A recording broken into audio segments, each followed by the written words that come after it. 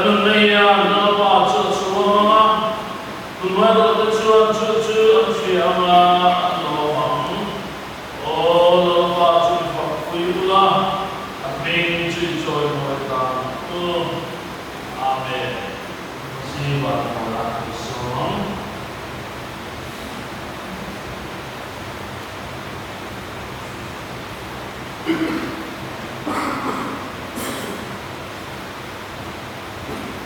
Pastor Biarpun sama mengatakan zalim betul zalim sehun dunia itu biar pastor cuma sama saya tahu bukan siapa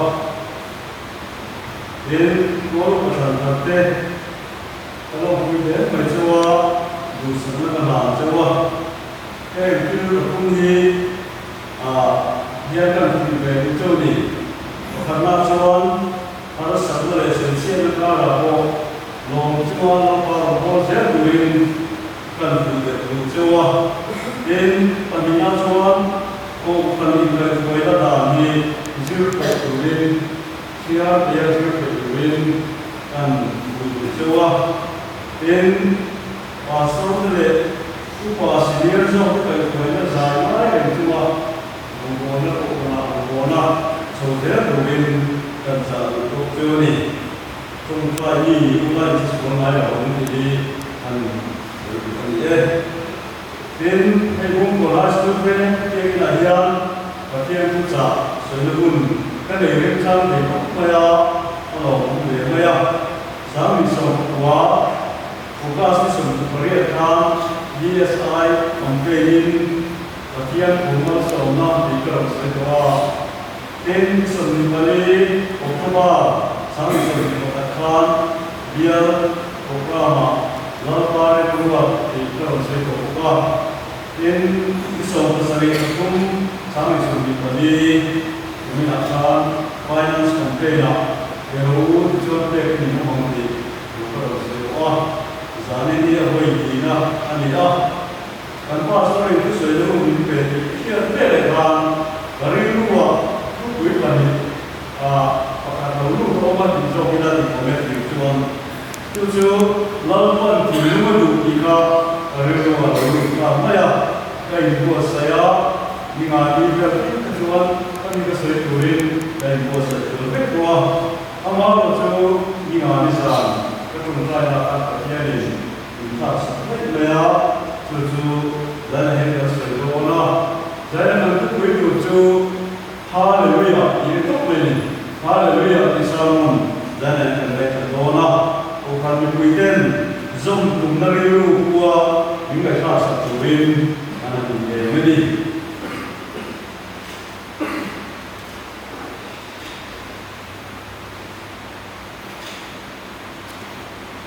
Bagian tu, bilangai aku, tu kuah musuh kuah jangan kata Jangan ingin luar campur, jangan sering tinggi, siapa orang undang ini siapa orang buka.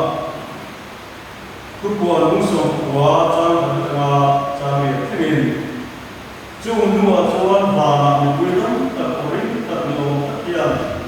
Haleluya, sanda pada orang tinggalnya, tinggalnya tak kian kali.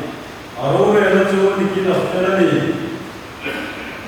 Ami cuan lo isoro kita, ami ngaihthlak le pawlhtu cuan pada apa yang kita cuan cuan kita halal tapi hati kesia. Dan haleluya, antilia dan aku cuan setua yang terserang, dan Upa C le tiada balik cuan Upa. Amen. Haleluya. Dan bagian pertama Jibayang buka, dan dalam perjuangan orang suaka, namanya bosong azab miliar lebih itu, kan bagian cepat nanti ini kuitam tak amle, kuitam tak amle, kuitam tak ini, haleluya, lalpa, kan bagian kim dia cuan perlu tapi, lim takin kalau bila ama itu orang yang berang orang ini cuman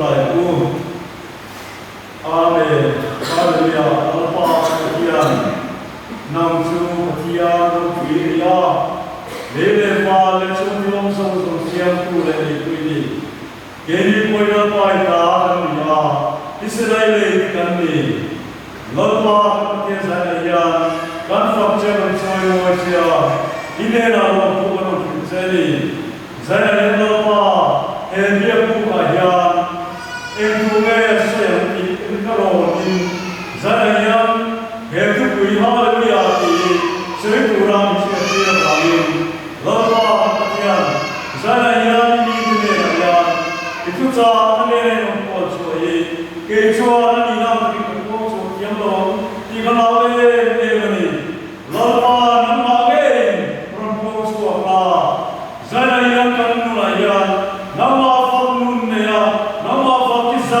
ko nam ma choi ko ti tu rin kan nu ni ki tharo ti tu rin tharo chiang ni lolpa nam ma thong no che ti ran se lolpa yo chok che tan we nam ma cho lo wi ke ran se Allah Pai so Krista mi kan di de amen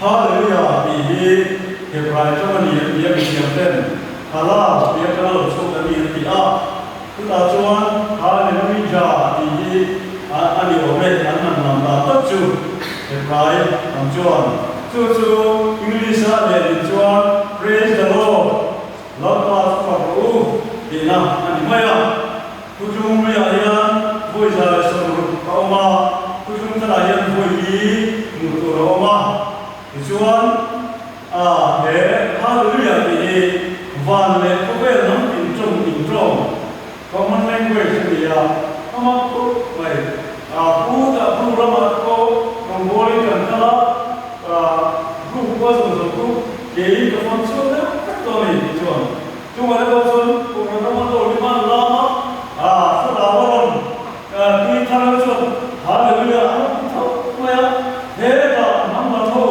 ka ti ko pa ni pon hallelujah ro le tho ma ya ni ki so pon sa to ni se Korean Christian ko South Korean Christian ko hallelujah ti tho ni kan common language ro ni ya le le ba ni trong ye lo ni re mai ni ga ni china ba ku cha ta chi ra ko ba a chia ke ni de pa chia ne na lo ku so na trong kam moi le also ta ka ni ya hallelujah ti mai ka la pa a lo ma ni chu ko hallelujah ti mai ka a lo ma ni chu ama lo chu du na a so ku mai lo chu ti chi ko ni lo ba a chu ko cha se mai la ko la mo se no na te se ko ala le ko ti fam se la om sio cho lo kru thara tu ma ya thara mi tra mun ta ka kan man tu trong kam pa che ni pe ka ni ti ka che ro hallelujah ni kan kha kan la tha mai oi cho ni kan ti lo ti so ni le oi la ni tu wa za dai mun ta ki mai ko lu Makana chuan patian phole choi moi ye ring tu ta ti tu na beauty ania chu chu avangin mo tika zo na lo ani kan changa makana chuan amni te kan ni ya ama ta kan ni sam za na kan che chuan ram song song te lo lalpa choi moi nim ta ki na lo long chui na pa ro botla las chui na ma ne na ro ro lal pa chu chia ni ti ro in siam ko cho ma cho ni ha ama ta kan ni ami tre ya na tu na bera mo chu kan ni akin chu apan me tu siam tu le ni tu fa pa cha ke lo ni ya in soi mo be tu lo se ko ti ko mai langsung sampai lalu Kristian dan orang kita itu disompian asal kita. Zana yang saya tuju karena sebut somre karena itu somya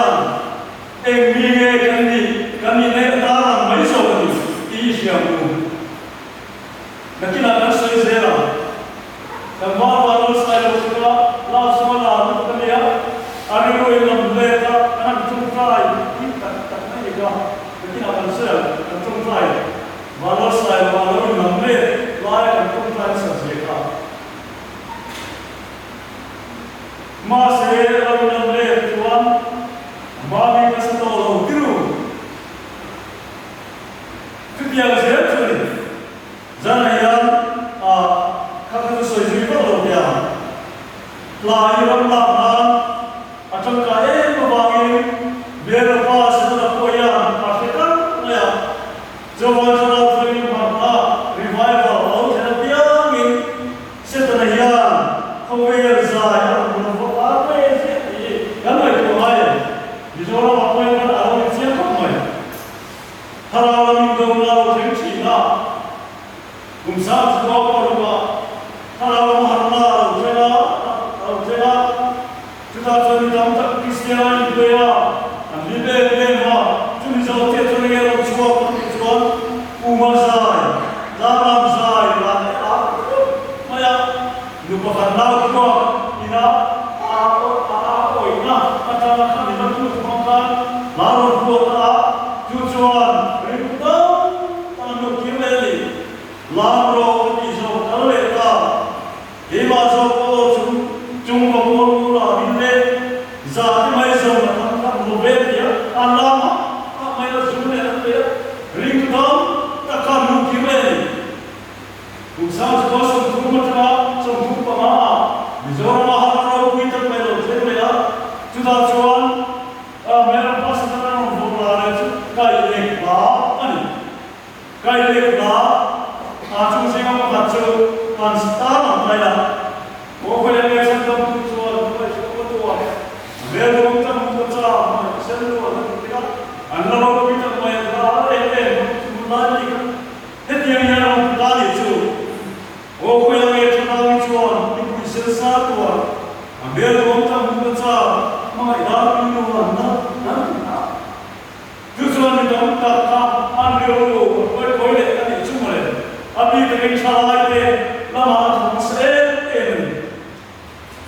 cái gì lại tao lên lên Tuhan maksud thei asal itu kata, Upa C avangin ini avangin ngaihthlak sebenarnya jumlah Tuhan laksar avangin Upa C tentang Upa C maksud apa?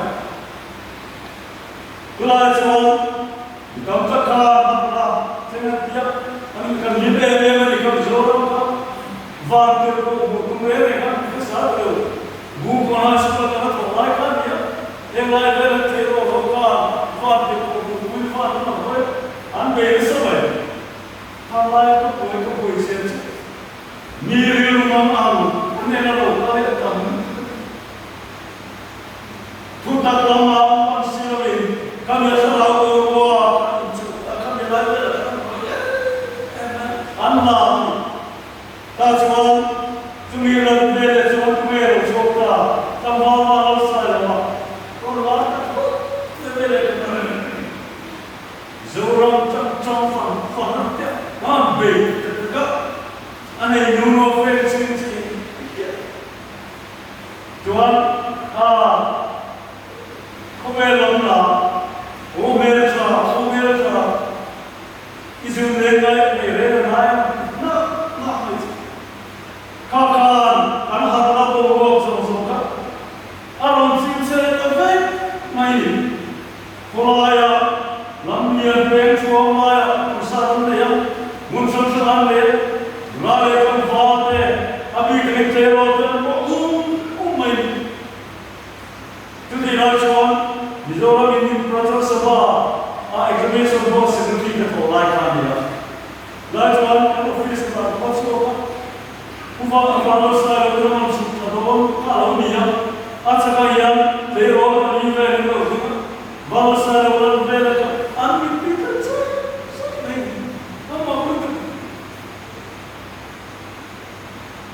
chúng thì nói cho cái gì kỳ mộ cả thì cái gì cho cắm trái cái gì về số tập kia luôn cái trong trái thế mà sử dụng mà nó sai rồi đi là cũng một thiên này là cần nó mong tuổi đi là một thiên cần là cái là cái cần trong trái thế mà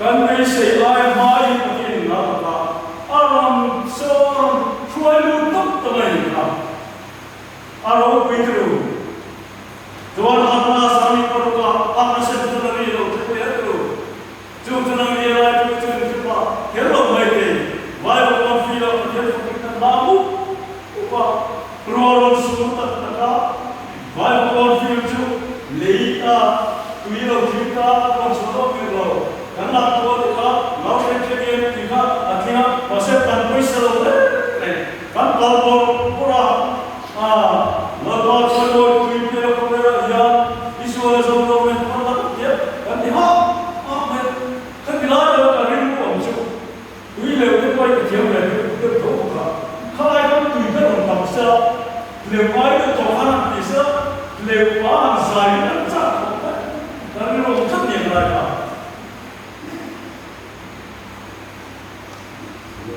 Tuhan Tuhan kita Allah hak bela anu doa ni tak kau Amar Tuhan Tuhan Vanmuana Music Festival rock kita kai Allah boleh ya ikan ni pun macam mana terlalu window ni orang Malaysia kiri tak boleh kiri orang kaya adalah mau kita nak buat mani sempreman so anu dengan ni kita alai adu apa sih ni masih alai harau sini apa harau kata orang sesuatu harau bangka tu dia mau mangci ni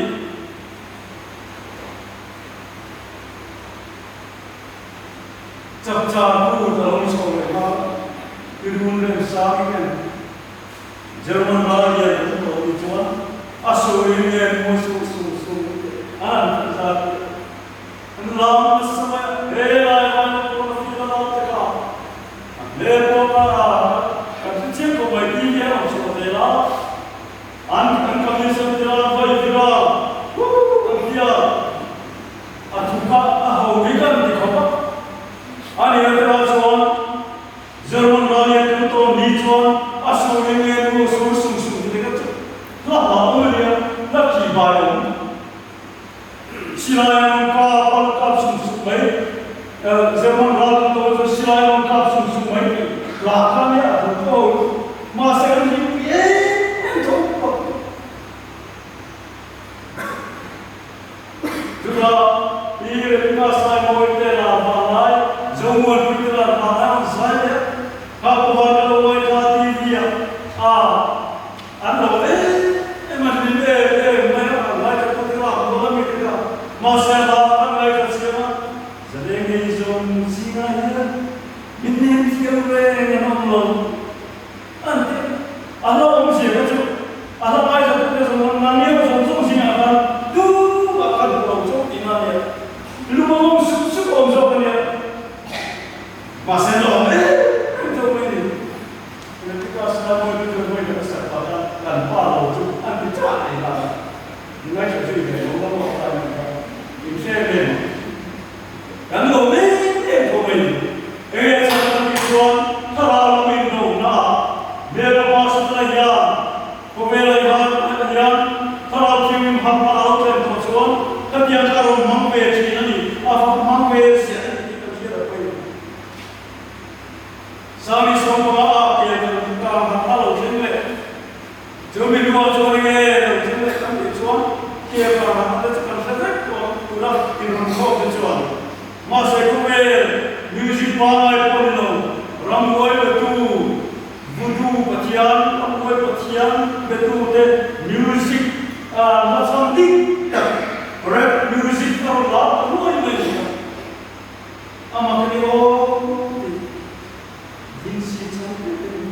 Lilzo, anda memang kilo. Ni mau pun bisa bro, bro,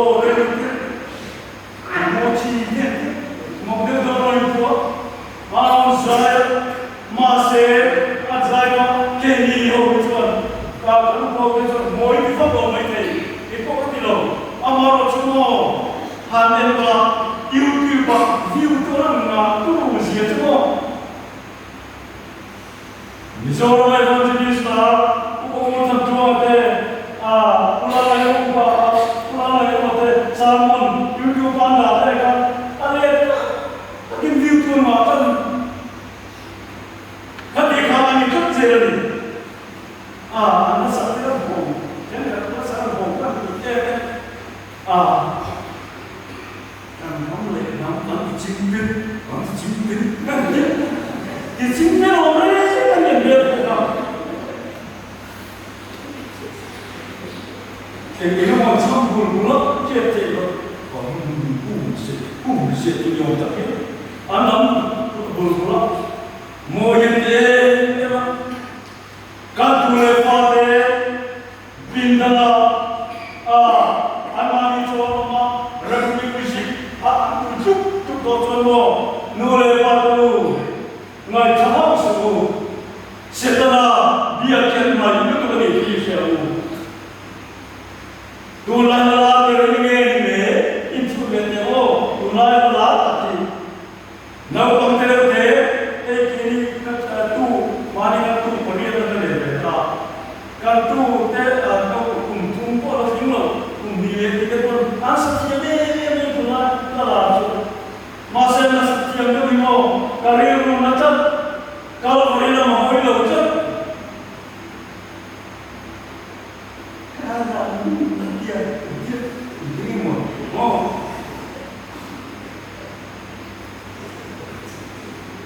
Siapa kita tega ambil temai itu asal dia kalau kalau saya juga tu ansam beriti boleh antiang itu kumtum te kumlini te kumga era besok ansam temai banian lo kamu sampai sekolah kopi lo temai tu kita nak orang tu kecil lo pangter putian la anai verno tak jawai sana ya kamtam yang lain ini kasoi bucoli level KTV tere gospel singer tu koyan tamla mai nau pangriru lokal yang terlalu koyan tu lai macam nak manusia engkau lai itu berarti dalam biasa orang manusia manusia tapi sokan tanah lagi tu, anjur tu dia. Kau dek orang lain lagi, masih abu itu tu kena dikerja apa yang mana.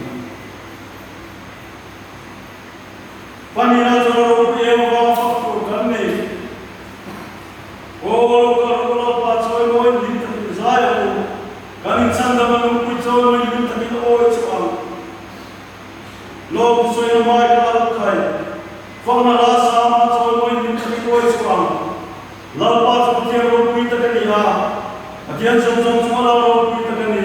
Ini kan bagian orang kita bagian faktor kan itu. Ini kini mau dia jawab ini lah. Asal dia sudah pun kata. Kalau sahaja dia sudah pun dia, acak dia pun dia. Terus saya Cadang ingin bertanya, cadang ingin bertanya, file itu mana ni mang? Jukian kecoy moy, apa mandua? Kecoy moy kurang minum kue moy semua. Urang kawalo moy ni, kan tu urzela, dia kira dia, lim turun dia, ni mo kan dia lalu. Orang itu mulu zela.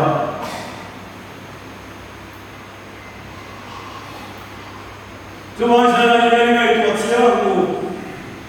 Apa tu nafsu? Orang kami semua kan kalau orang ini mai kena, kan ada semua ini dalam tu orang avangin, lepas faktor kini hal kawan dia. Ani cuai kalau orang semua mai dalam Cina. Ina nasong dalam Cina, ina nasong agam sembora na kain dalam Cina. Ikat filter thei ikat samse kan mutru. Orang Asia kapoin ni, mereka lam buat poin Asia kecil boleh ni.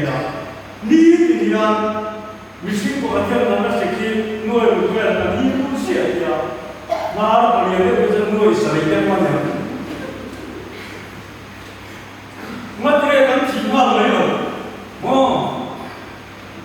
na ta si noi ko to ni do to chi ma mai ko ko lo de ya matre kan chi mai lo kan ta sa ya de to lo pa lo ta ya tu to lo be char char an ne ko kalau kita memang hidup dia, bicara satu kita memang ada.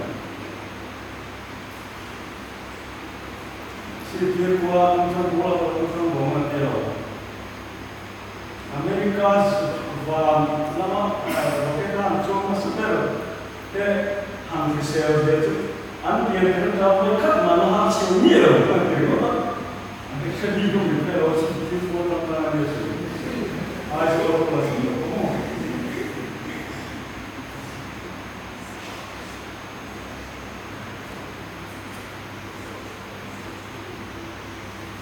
Setiap sekali ulang lagi kita berbeza. Lampayan, karena ada minum dia sebenarnya minum kamu cina tersirat layan, karena ada lapan minum kamu cina punya lawan. Jadi kalau saya zina punya itu karena kita dulu ni. Avangin, dia ni faktor kami. Kan siko bete kini siko ini ucilo.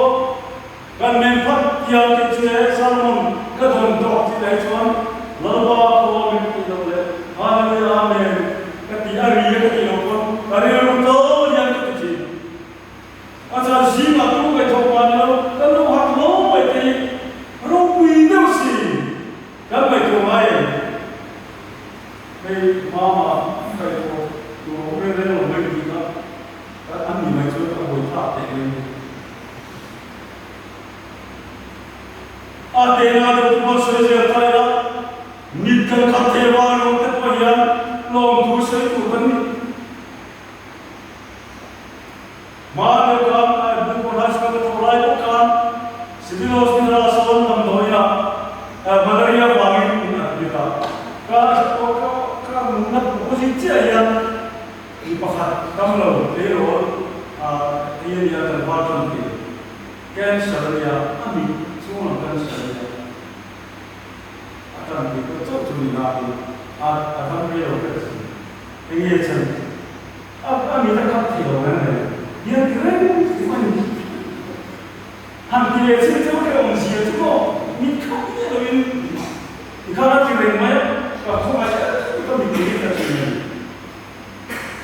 Jangan kami khabar tiada, hari yang kita juga boleh capai dia. Masa mitkhap boleh ya, hari dia, lapan fakir mereka dia. Dan manusia pun siapa apa, dan mereka tercela. Mungkin kau dalam apa ini? Ini sih orang sama ini yang kita ambil. Ang zau tiang tu, dia suci memang. Cuma kan ang zau ti, zau tak mana ang ti, alam mai lo ni ya. Cuma ini soal dia bukan aku mai ni, lawa.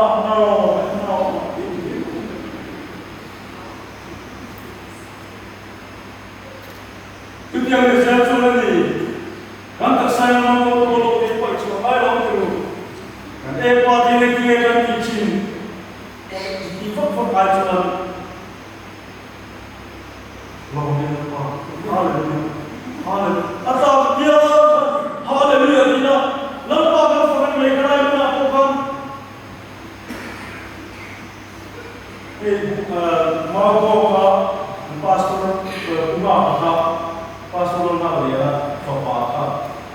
Katu soi kalau mai jadi fungsi mai apa yang kalau dia aku nak biar mai.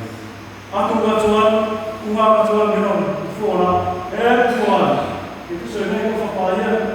Anak itu malah sebab mai ini berapa?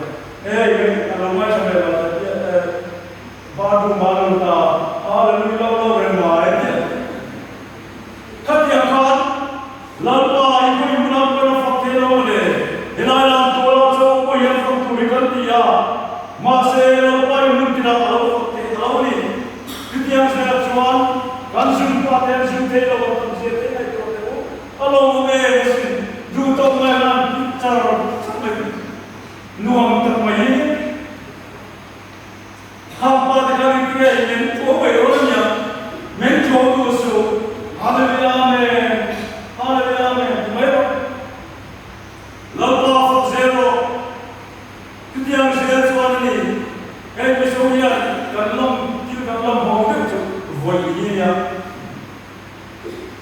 sahabat itu mana ada orang macam itu misi akan boleh barang macam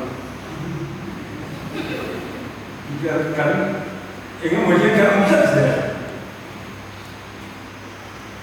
so kan begini doktor mode sesuatu mode void kilo apa itu kilo dia bukan void kilo itu void kilo itu kalau istilah Reo saya ini hari cuma kalau void kilo Allah mesti void padanya amin afgan mesti ani itu pun tidak perlu asal tu heran itu kalau Allah dona dan walaupun dona kalau yang saya kalau mengucapkan lalpa fakir kami haleluya saya berikan haleluya jangan pastor kan kalau kita mensekal saya masuk ke dalam surah Allah menjadi akan jumpa roh sucian haleluya amen itu haleluya surah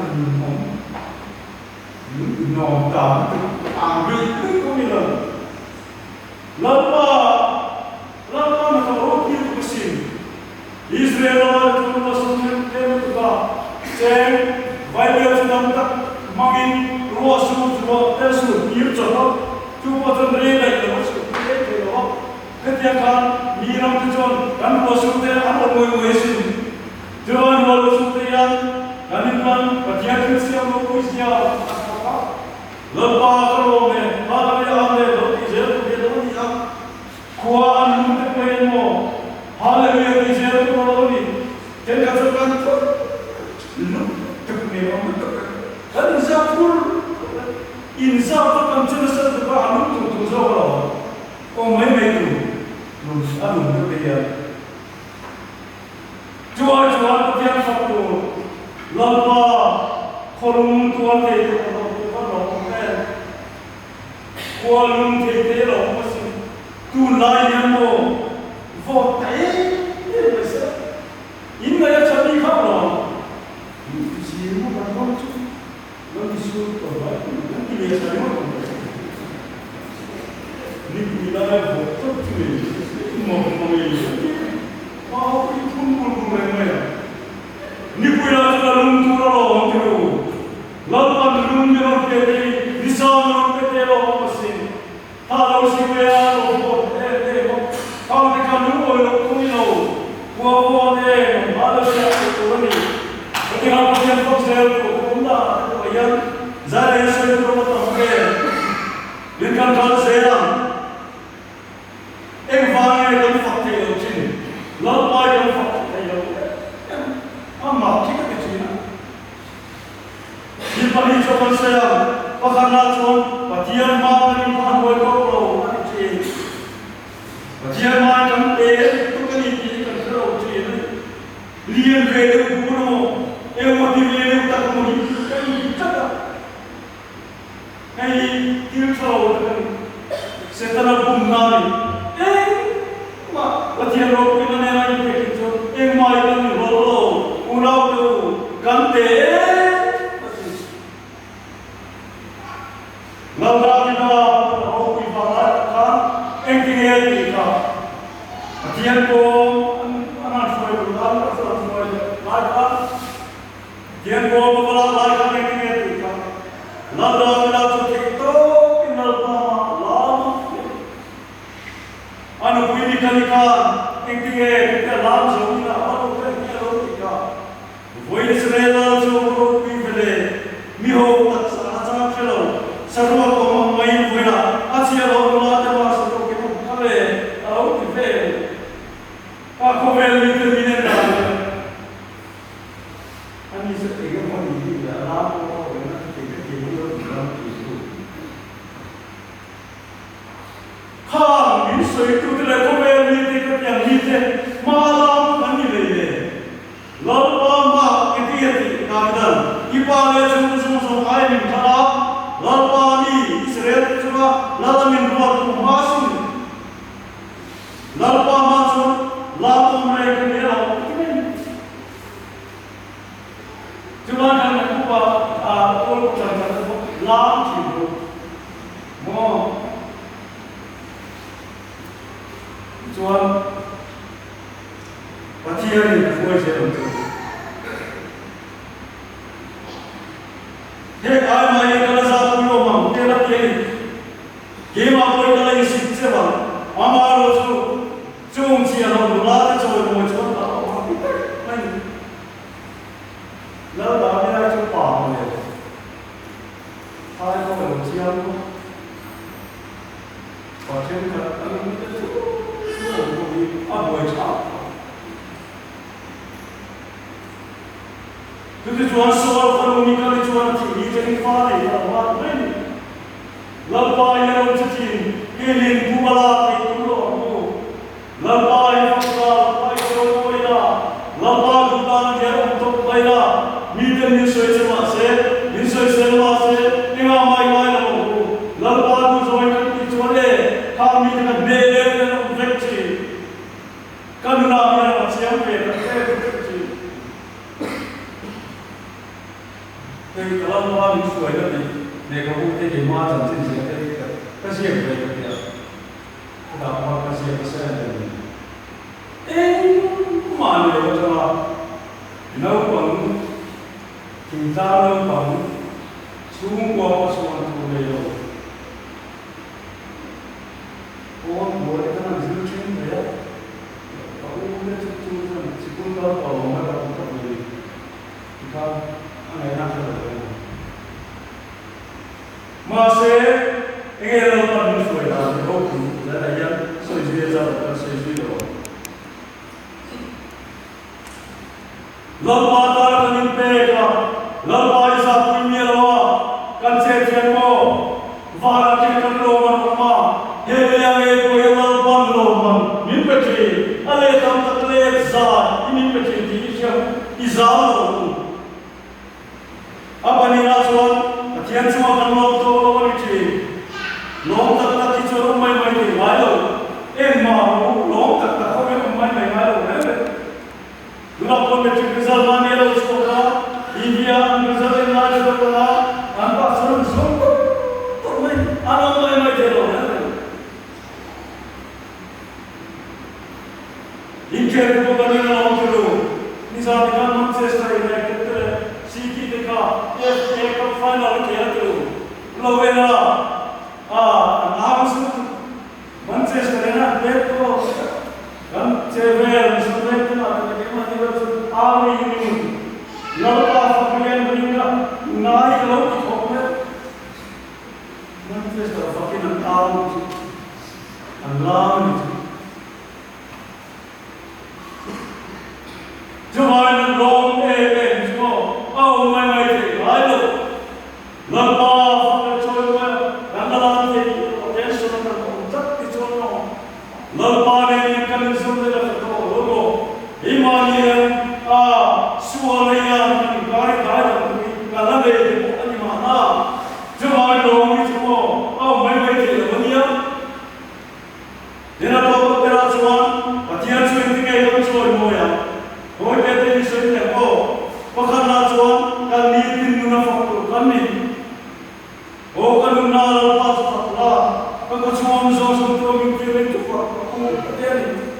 Oh kalau nak lepas faklah, kami ini dunia nafkah kami lepas. Helaya kami ciama, bazar dalam mundama, kalau macam mana, siapa yang kita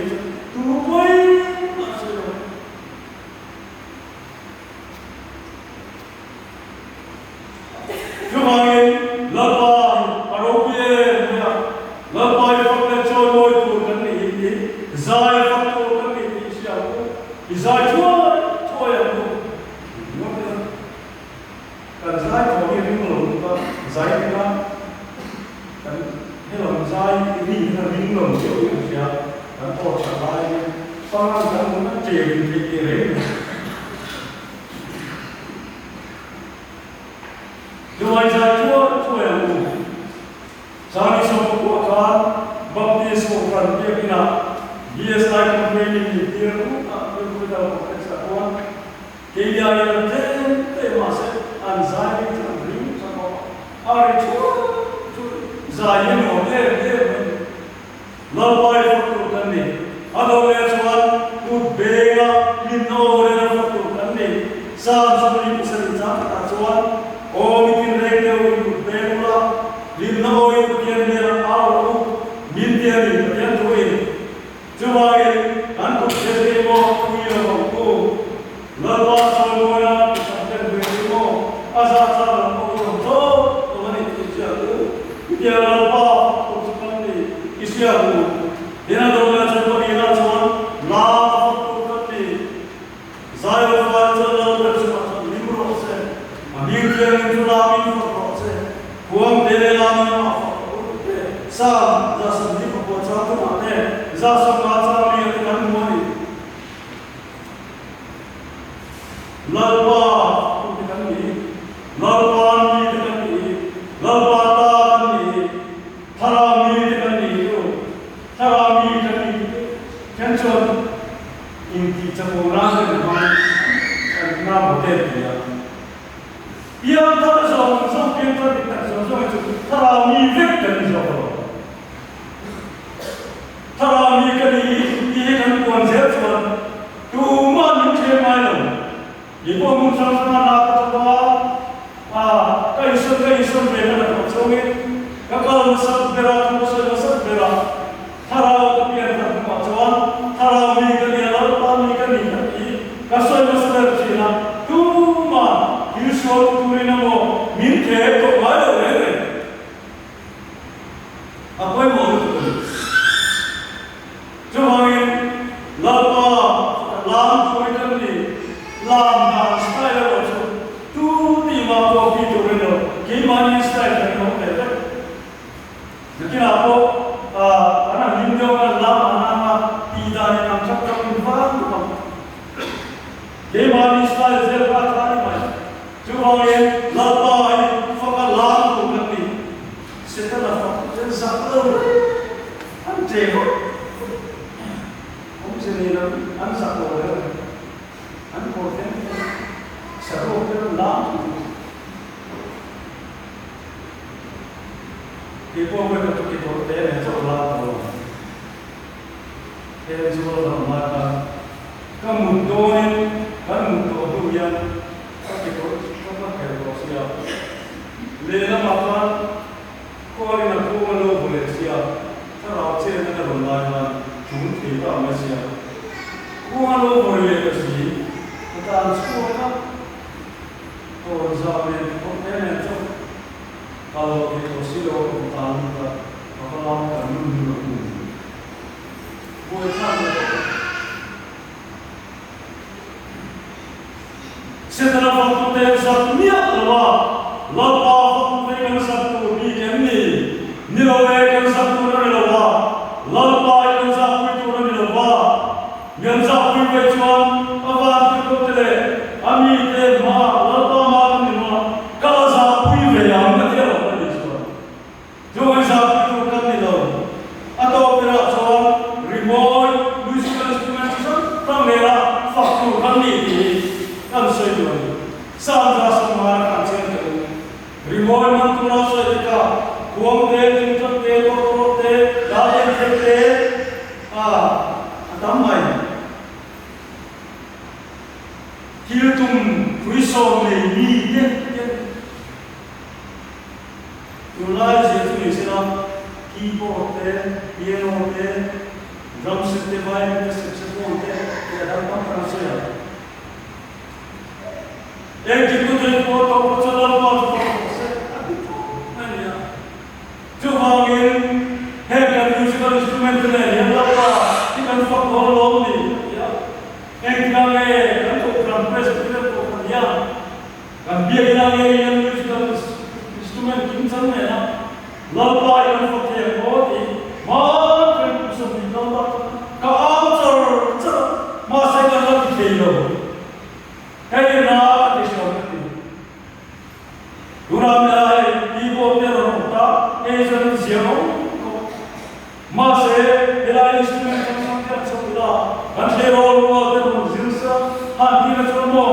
in ko mi tu lai le kan tam ye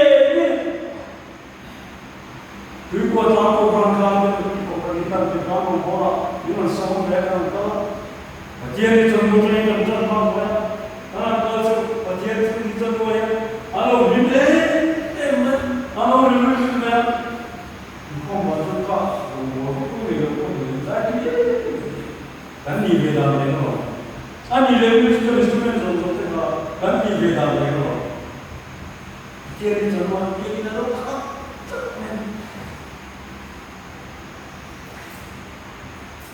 Urau tu di Saudi kan mai tu mai musical instrument sei mamkela kowe itu mamkela lamila lalpa kowe choi boina ni kan de sem mutla visual kamalaite anak ter sum mai sala am tum sala tiap takunen anak sila bijau tu an tiap tak kan salai tu an smart tu dia tiap sum mai anak tiap le vet mai le lo dia Katian sokan lalpai kan faknai in buiwa sela pichuan kan program kom inkom te ko kan rotania ko inkom tunang pen pichuan inkom ye inkom sia ituna ulai te an ko kan yo asam se patien ni chonu ate kan ko kan da jo tu kan chobin zas ko kumle ke kan ko alo jing to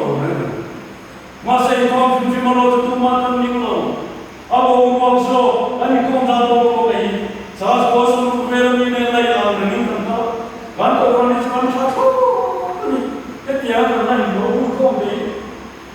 Kau berada di mana kering lalu kau orang ni. Hei ayat tu dia, dia guru sama esok dia ni semua dia. Jangan soal soal itu yang cewek tu cuy biasa. Kan orang Malaysia tu orang buat bersama itu, visual music festival yang bertiap sama itu, visual income kan ini apa? Mulai dari orang kan busuk.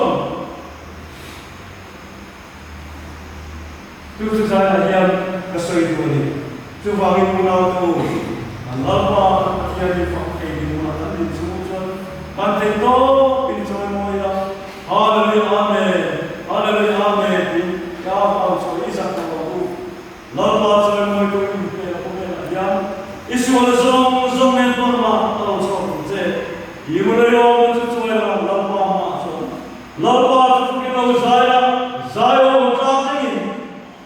Oh, kita haleluya. Kan so macam imanwe, coy mana yang zong. Catuan ini tahu ni. Haleluya, haleluya, haleluya. Lalpa ini coy moi aku. Lapan rumah sama Jose, Amen. Dan cewek dia berjual istri rumah sama saya karena akan terjadi lah. Kalau kita naik dan terjadi ku adalah dan pertama soal itu ani dan kalau saya sambung jadi semua, ani lah sesuai perkataannya di orang Buddha haleluya dan pekecil Noel, elah sabzonya berusaha di dalam ani bicu sila dan form sesuai sila haleluya sapu.